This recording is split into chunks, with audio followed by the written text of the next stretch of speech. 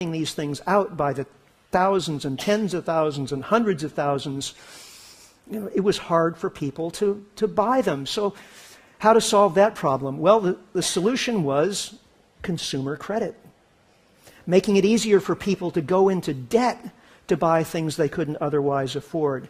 Consume now, pay later. It was a way of stimulating economic growth.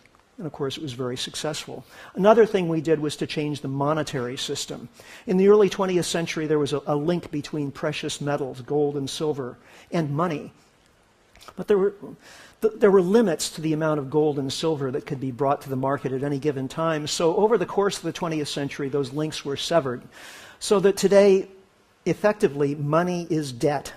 And debt is money. If you go to the bank and take out a loan for $10,000, the banker doesn't scurry off to the vault and look for $10,000 that somebody deposited there. No, as soon as the loan is approved, $10,000 appears as a deposit in your account. That money was created out of nothing. And when you pay back that $10,000 loan, the money disappears. It's magic. It's very good, a very good system for an economy that's growing rapidly, because it means we can just create as much money as we actually need. Now, I want to describe for you the contents of a paper by economist Robert Gordon that is kind of incendiary. It's making the rounds right now. Bear with me. I'll describe it as quickly and simply as I can. He's suggesting that there have been 3 periods of economic growth during the industrial era.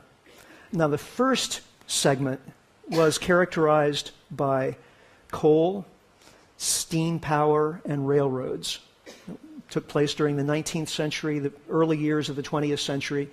The second industrial period was characterized by oil, and the machines that use oil, like automobiles and airplanes, and also by electrification and the machines that we invented to take advantage of electrification, obviously electric lights, but also refrigerators and air conditioners and so on. Then there was a third period of industrial growth that started in the 1980s, and that was characterized by computers, eventually by cell phones and the internet. Now, Gordon argues, on the basis of very clear data, that it was the second of these industrial periods that brought by far the lion's share of economic growth, and that by the 1980s, the introduction of oil-powered machinery and electrification and electrical appliances, this phase was reaching a point of diminishing returns in the industrialized countries.